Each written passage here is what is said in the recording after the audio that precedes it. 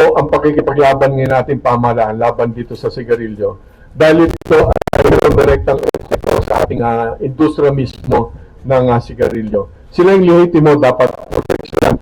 Dahil meron silang empleyado, meron silang mga tauhan na maapektuhan din kapag ang illegal ang nananalo laban sa legal. So dapat natin puksain. Ang pangalawa, maraming mga nadadaya na taxes or duties sa excise tax na dapat makokonekta sana ng pamahalaan na siya naman magagamit natin sana sa mga programa patulong sa ating mga kababayan. Ganito.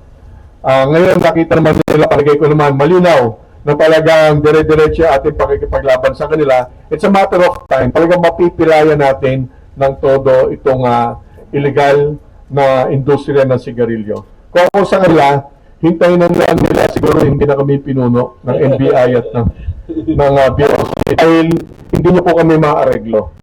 Diretso ang aming pakikipaglaban dyan. Seryoso kami. At ang nagkakaibigan kami at hindi kami nagtatansyahan. Pag may trabaho, hindi kami nagtatansyahan. Ang tiwala ay buo. Kasama na ang Armed Forces of the Philippines. Yun nga lang, magre-retire na si General Browner.